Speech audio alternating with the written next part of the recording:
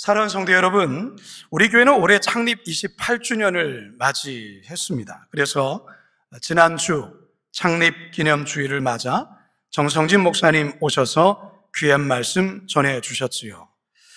자, 그런데 오늘도 참으로 의미 있고 또한 역사적인 날이라 할 수 있습니다.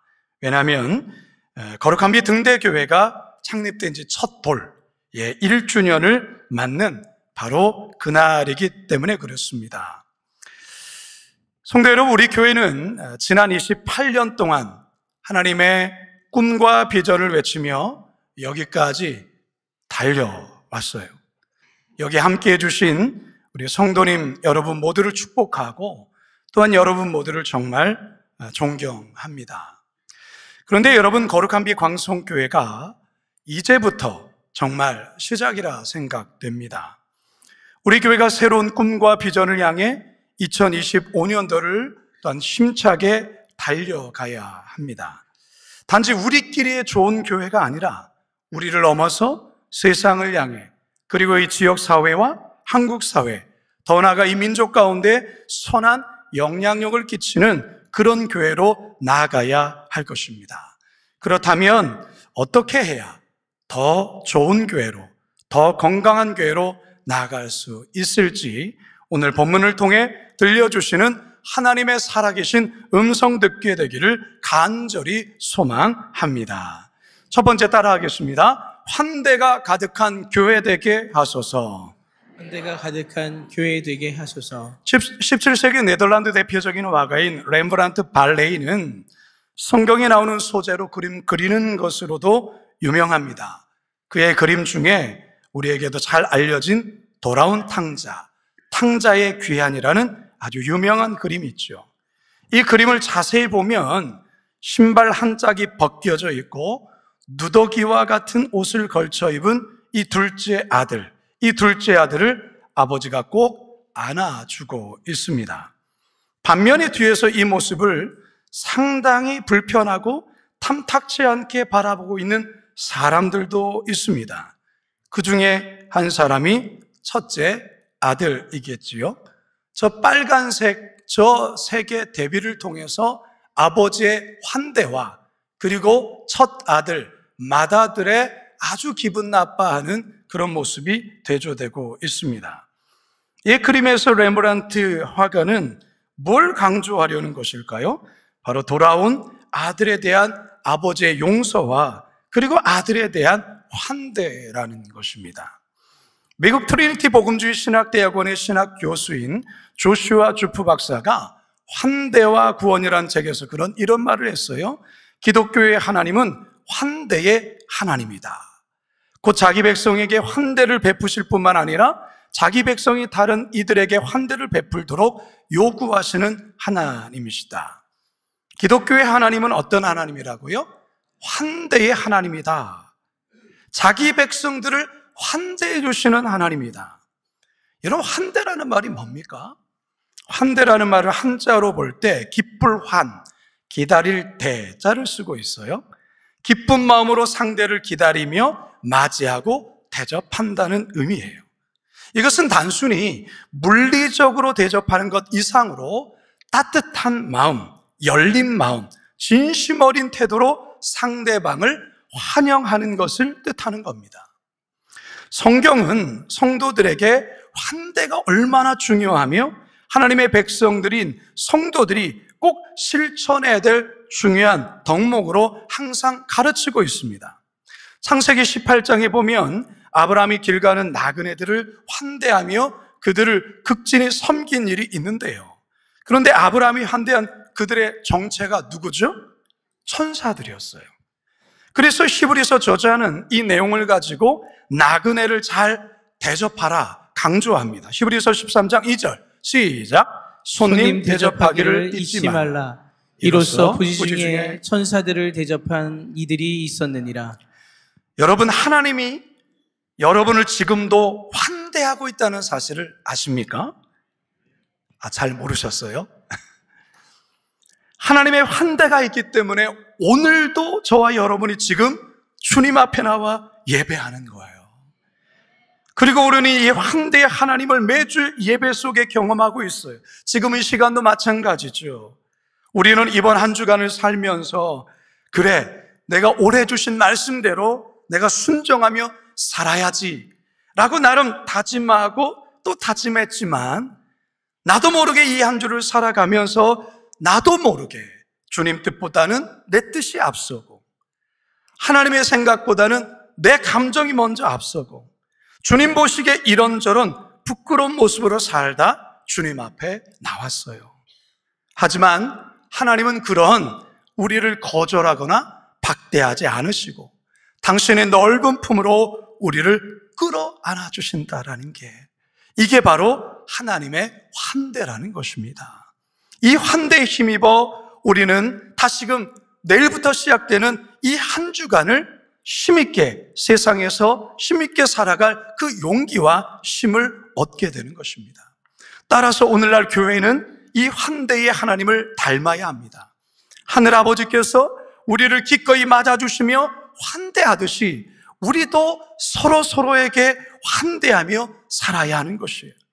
이 같은 환대를 가장 잘 보여준 대표적인 교회가 예루살렘 초대교회, 또 그들의 지도자였어요. 오늘 우리가 읽은 본문에 이 같은 사실을 알 수 있는데요. 자, 17절을 다 같이 읽어봅니다. 시작. 예루살렘에 이르니 형제들이 우리를 기꺼이 영접하거늘. 기꺼이 영접하다. 이게 바로 환대예요. 환대. 오늘 본문에서의 사도 바울과 사실 그의 일행은 굉장히 긴장하는 상태로 예루살렘까지 어렵게 왔어요. 길고 길었던 3차 선교 여행으로 심신도 많이 지쳤고, 더욱이 이방교회 지도자들 여럿이 함께 예루살렘에 왔기 때문에 예루살렘 교회가 이 이방 지도자들에 대해서 어떻게 생각하고 반응할까, 여기에 바울은 걱정도 있었죠. 그런데 예루살렘 교회 형제들이 바울 일행 모두를 너무나도 기쁘게 반갑게 환대해 주었던 것입니다. 그러자 그 모든 긴장이 사라지고 평안과 기쁨이 그들의 마음에 임하게 된 것이죠. 교회마다 환대 지수라는 것이 있어요. 모든 교회를 보면 이 교회는 환대 지수가 높은 교회다, 이 교회는 좀 환대 지수 좀 낮은 교회다라는 것을 우리는 알 수 있는데요. 이 환대 지수가 높은 교회일수록 새 신자가 왔을 때 성도들 모두가 마치 자기의 가족을 대하는 것처럼 환대하고 환영한다라는 거예요. 성도 간에는 한 주간의 살아온 삶에 대해서 서로 안부를 묻고 서로를 위해서 기도해주고 격려하는 모습이 환대 지수가 높은 교회에 나타나는 현상이라는 것이죠. 이런 분위기가 새 신자의 정착률을 높이고 교회가 살아있다는 느낌을 갖게 합니다. 그런데 이 환대 지수가 낮은 교회일수록 성도들에 대한 관심이 없어요. 새 신자가 와도 새 신자가 누군지도 모르고 기성 신자가 누군지도 몰라요. 서로 잘 말도 걸어주지도 않고 돌아보지도 않고. 이런 교회에 여러분 가고 싶습니까? 이런 교회 가고 싶지 않죠. 여러분 식당을 생각해 보면 그냥 확 들어오죠. 여러분 갔는데도 왔나? 이렇게 이제 멀뚱멀뚱 쳐다만 보고 물 한 그릇도 갖다 주지도 않고, 그러면 다시는 오지 말아요, 이런 마음 들지 않겠어요? 똑같은 거예요. 복음서를 보면 예수님이 특히 나그네들, 소외된 자들, 별로 환영받지 못하는 자들을 기꺼이 환대해 줄 것을 요청해요. 놀라운 것은요, 그들을 환대해 주는 것이 곧 예수님 자신을 환대하는 것이라 이야기합니다. 마태복음 10장 40절 42절 시작. 너희를 영접하는 자는 나를 영접하는 것이요, 나를 영접하는 자는 나를 보내신 이를 영접하는 것이니라. 또 누구든지 제자의 이름으로 이 작은 자 중 하나에게 냉수 한 그릇이라도 주는 자는 내가 진실로 너희에게 이르노니 그 사람이 결탄코 상을 잃지 아니하리라 하시니라. 사랑하는 성도 여러분, 여러분은 누구를 봐도 기꺼이 환대하시는 성도님이십니까? 우리 교회는 환대의 지수가 높은 교회입니까? 바라기는 우리 교회가 환대가 아주 잘 정착되어서 새로운 사람이 보이면 기꺼이 다가가서 환한 미소로 반갑게 맞이하시고, 그래서 지치고 힘든 수많은 영혼들이 우리 교회를 통해 참된 쉼과 안식을 누리는 그런 좋은 교회, 건강한 교회 되길 간절히 소망합니다. 두 번째 따라합시다. 간증이 풍성한 교회 되게 하소서. 간증이 풍성한 교회 되게 하소서. 예루살렘 교회 형제들이 따뜻한 환대를 받으며 예루살렘에 입성한 바울은 이튿날 예루살렘 교회 최고의 수장인 야고보와 그리고 교회 장로들을 만납니다. 18절 시작. 바울이 우리와 함께 야고보에게로 돌아가니 장로들도 다 있더라. 야고보는 예루살렘 교회 공동체뿐만 아니라 그 지역 유대인들에게도 큰 존경과 사랑을 받았던 인물이었습니다. 심지어 그에게 의인 야고보라는 칭호가 붙여지기도 했는데요. 예루살렘에 입성한 바울은 다음날 야고보 사도를 만납니다. 그런데 이 두 사도의 만남, 이 바울과 야고보 사도와의 만남은 아주 특별한 의미를 갖는 거예요. 이들의 만남은 유대교회와 이방교회, 그리고 이방교회 대표 지도자와 유대교회 대표 지도자와의 그런 역사적인 만남이라 할 수 있는 것입니다. 바울은 먼저 야고보와 장로들에게 인사를 나눈 후에 지난 시간 동안 하나님께서 이방인들에게 어떤 구원의 역사를 행하셨는지를 아주 자세히 낱낱이 보고합니다. 19절입니다. 시작. 바울이 문안하고 하나님이 자기의 사역으로 말미암아 이방 가운데서 하신 일을 낱낱이 말하니니. 바울은 지난 3차 선교 여행을 통해 하나님께서 이방 땅 가운데 행하신 생생한 간증들을 예루살렘 교회에 함께 나누고 있는 거예요. 아마도 바울은 특별히 에베소에서의 복음 사역의 성과에 대해서 아마 이야기했을 것입니다. 특별히 두란노 서원을 통해서 배출된 제자들이 소아시아 여러 지역에 나가서 교회를 새롭게 개척하고 복음이 아주 힘있게 확장되어지는 이와 같은 놀라운 간증을 전했을 거예요. 성도 여러분, 우리 교회는 2년 전에 분립개척위원회를 이렇게 새롭게 조직을 하고 어떻게 하면 우리 교회가 건강한 분립개척을 할 수 있을까 회의하고, 그리고 이미 개척해 나가 계신 여러 많은 목사님들을 만나 인터뷰도 하고 분립개척에 큰 영향을 끼쳤던 목사님을 찾아가 자문을 구하기도 하고 그러면서 아주 철저히 준비를 했어요. 그리고 이제 6개월 정도의 인큐베이팅의 시간을 이제 드림학교에서 또 이렇게 가지면서 함께 분립에 개척할 동참 성도들이 모여 기도하고 그리고 결국 등대교회를 개척하게 된 거예요. 거룩한 빛 광성교회에서 이 파송을 받아서 등대 글로벌 스쿨 강당에서 지난 1년 동안 예배하며 오늘 창립 1주년을 맞게 된 것입니다. 이 모든 과정이 그야말로 간증이에요. 하나님의 산 역사라고 말할 수밖에 없어요. 그런데 저는 등대교회 1주년도 대단히 감사하지만 앞으로 새로운 도전과 새로운 일들을 새롭게 시작하게 될 이 등대교회가 더 기대가 된다는 사실입니다. 우리 광성교회 또한 마찬가지예요. 지난 28년 동안 거룩한 빛 광성교회 통해서 하나님은 놀라운 간증들을 한국교회 가운데 써 내려오셨어요. 하지만 더 새롭고 놀라운 간증들을 창립 28주년을 기점으로 앞으로 더 멋지게 써가실 것을 저는 더 크게 기대한다는 사실입니다. 이게 저만의 기대입니까? 여러분의 기대이십니까? 여러분, 건강한 교회는 늘 새로운 간증으로 넘치는 교회라 할 수 있습니다. 그런데 이 새로운 간증들이 풍성해지려면 과거의 간증에 도취되거나 안주해서는 안 돼요.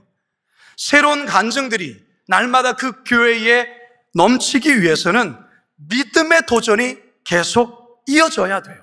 이게 조건이에요. 과거의 간증으로 오랫동안 울고 먹으면 안 돼요. 여러분에게 오늘도 살아 역사하시는 그 하나님의 새로운 간증이 오늘도 여러분에게 있어야 되고요. 내일도 있어야 되고요. 모레도 있어야 되고요. 1년 후에도 더 새로운 간증들이 여러분 모두에게 있기를 주님의 이름으로 축원합니다. 우리 교회 가운데 있기를 주님의 이름으로 축원합니다. 28년 동안 하나님께서 거룩한 빛 광성교회에 이루신 역사는 이루 말할 수가 없어요. 하지만 거기에 만족하면 안 돼요. 그것에 도취되면 안 돼요. 하나님은 더 새로운 일들을 행하실 거예요. 그렇기 때문에 새로운 믿음의 도전이 우리 광성교회에 계속 이어져야 된다라는 것입니다. 사도 바울이 이번 예루살렘에 꼭 방문해야 되겠다고 결심한 이유 중에 또 하나는 이 방문을 계기로 이방교회와 유대교회가 하나라는 사실을 확인하고 싶었던 거예요. 연합이라는 꿈을 꾸었던 것이죠. 사실 이게 너무 어려운 일이에요. 하지만 바울은 믿음의 도전을 했어요. 그래서 이방교회 지도자들과 함께 온 거예요. 이방교회 지도자들이 오면서 당시 예루살렘 교회가 여러 가지 기근과 여러 이유로 재정적으로 많이 어렵고 궁핍한 상황이 있었던 것이죠. 그래서 바울은 이방교회 성도들이 십시일반으로 모아준 이 헌금, 구제비를 예루살렘에 전달함으로 두 교회가 한 교회다라는, 공교회다라는 것을 함께 확인하고 또한 그것을 함께 기뻐하기 위해 이번 예루살렘 교회에 방문한 것이죠. 로마서 15장 25절과 27절입니다. 시작. 그러나 이제는 내가 성도를 섬기는 일로 예루살렘에 가노니 이는 마게도냐와 아가의 사람들이 예루살렘 성도 중 가난한 자들을 위하여 기쁘게 얼마를 연보하였습니다. 저희가 기뻐서 하였거니와 또한 저희는 그들에게 빚진 자니 만일 이방인들이 그들의 영적인 것을 나눠 가졌으면 육적인 것으로 그들을 섬기는 것이 마땅하니라. 이것을 계기로 해서 이방교회와 유대교회가 한 교회라는 것을 서로가 확인하고 고백하는 놀라운 역사를 이루게 되어요. 참으로 아름답고도 놀라운 일이 아닐 수 없습니다. 이처럼 새로운 도전과 새로운 행동 속에 새로운 간증이 새롭게 만들어지는 거예요. 바라기는 우리 성도님들 여기에 적극적으로 지지해 주시고 동참해 주시기를 부탁합니다. 그래서 올 한 해 더욱더 풍성한 간증들이 지난해보다 또 그 지난해보다 더 많은 그런 풍성한 그러한 거룩한 비 광성교회 되기를 주님의 이름으로 축원합니다. 마지막 세 번째입니다. 주님만 영광 받으시는 교회 되게 하소서. 주님만 영광 받으시는 교회 되게 하소서. 은혜로운 선교 보고와 이방교회 성도들이 모금해준 구제헌금을 예루살렘 교회 지도자들에게 전달하자 거기에 있던 모든 성도들이 감동과 함께 모두가 기쁨으로 충만하게 되었어요. 곧이어서 이 모든 일을 이루신 하나님께 모두가 한 목소리로 하나님께 영광을 돌리며 찬양하죠. 20절 상반절입니다. 시작. 그들이 듣고 하나님께 영광을 돌리고. 사랑하는 성도 여러분, 우리 교회가 지난 28년 동안 정말 기쁨으로 헌신하며 모두가 하나같이 섬기신 그 결과로 아름답고도 놀라운 이 교회를 이렇게 일구었습니다. 하지만 이 모든 영광을 받으실 분은 오직 한 분이십니다. 누구십니까? 하나님이시죠. 하나님만 영광 받아야 하는 것이죠. 이것을 우리 성도들이 잊어서는 안 돼요. 교회가 어떤 큰 일을 행한 후에 조심해야 되는 것은 결코 어떤 사람이 주목을 받거나 어떤 한 사람이 영광을 받아서는 절대로 안 된다라는 것입니다. 오직 하나님께만 우리의 모든 시선이 돌려져야 하고 오직 하나님만 영광 받으셔야 합니다. 왜 그럴까요? 우리는 단지 도구에 불과한 자이기 때문에 그렇습니다. 이 모든 것을 행하신 분은 하나님이시기 때문에 주님만 홀로 영광 받으셔야 합니다. 큰 일을 행한 후에, 정말 대단한 일을 행한 후에 오히려 나락으로 떨어지는 유명한 사람도 있고 유명한 교회들도 있어요. 왜 그럴까요? 결국 보면 교만했어요. 내가 이렇게 만들었는데, 내가 이렇게 했는데, 내가 이런 사역을 펼쳤는데 라고 내가 하다 보니까 결국 하나님이 보이지 않는 거예요. 성경에서 그 대표적인 인물이 사울왕 아니겠습니까? 그는 전쟁에서 승리한 후에 마치 자신의 탁월한 능력으로 승리를 얻은 것처럼 착각하며 자신을 위한 공적비를 세우죠. 결국 그는 교만과 불순종으로 하나님께 버림받는 비운의 왕이 되고 맙니다. 교회의 주인의식을 가지고 교회를 돌보고 사랑하고 헌신하는 것은 아주 귀한 것입니다. 하지만 교회의 주인이 나라고 생각하면 그건 착각입니다. 교회의 주인은 오직 하나님이십니다. 우리는 청지기이자 주의 종으로 맡겨진 일을 감당하는 자입니다. 그래서 우리가 모든 일을 행한 후에 반드시 잊지 않고 고백해야 될 성경 구절이 무엇입니까? 누가복음 17장 10절 시작. 이와 같이 너희도 명령을 받은 것을 다 행한 후에 이루기를 우리는 무익한 종이라 우리가 하여야 할 것을 한 것뿐이라 할지니라. 정말로 우리가 이와 같은 고백으로 날마다 주님 앞에 서야 될 줄로 믿습니다. 이제 저는 말씀을 마치려 하는데요, 28주년을 맞이하는 거룩한 빛 광성교회가, 교회는 예수님의 핏값으로 세워진 교회예요. 따라서 어떤 악한 세력도 우리 교회를 해하지 못합니다. 마태복음 16장 18절 하반절 시작. 내가 이 반석 위에 내 교회를 세우리니 음부의 권세가 이기지 못하리라. 이 말씀을 가지고 2부와 3부와 4부에 우리 부목사님이 더 풀어서 설교해 주실 것입니다. 지난주일 창립 28주년을 맞이하며 갈렙 실버 합창단을 비롯해 광성 어린이 합창단, 그리고 각 남녀 선교회, 또한 이렇게 교육자 댄스팀까지, 그리고 중창팀까지 우리 교회를 세우신 하나님께 모든 영광 올려드리며 감사하며 찬양제를 가졌어요. 그날 우리 교육자 중창단이 찬양을 하고 앵콜송으로 부른 곡이 2년 전에 짓게 된 시로 여러분들에게 몇 번 소개해드렸죠. 이것을 찬양곡으로 만들어서 우리 성도들과 함께 나누게 되었는데, 저는 시라고는 하지만 이게 평생의 저의 고백이요, 또한 우리 교회가 이런 교회가 되길 바라는 간절한 기도이기도 합니다. 저는 이제 설교를 마치면서 다시 한번 이 시를 여러분과 낭송하면서 우리 교회가 이런 교회 끝까지 되게 하옵소서, 그런 마음으로 잘 들어주시고 화답해 주시기 바랍니다. 주여, 이런 교회 되게 하소서. 반주를 깔아주시면 더 좋겠죠? 주여, 이런 교회 되게 하소서. 삶에 지친 영혼들 언제라도 다가와실 수 있는 아버지 품과 같은 교회 되게 하소서. 죄책감과 시리에 빠져 한없이 눈물 흘릴 때 말없이 눈물 닦아주시며 환대해 주시는 어머니 손과 같은 그런 교회 되게 하소서. 주여, 이런 교회 되게 하소서. 오늘도 역사하시는 하나님을 체험하며 풍성한 간증이 모두의 기쁨이 되고 나눔이 되는 교회 되게 하소서.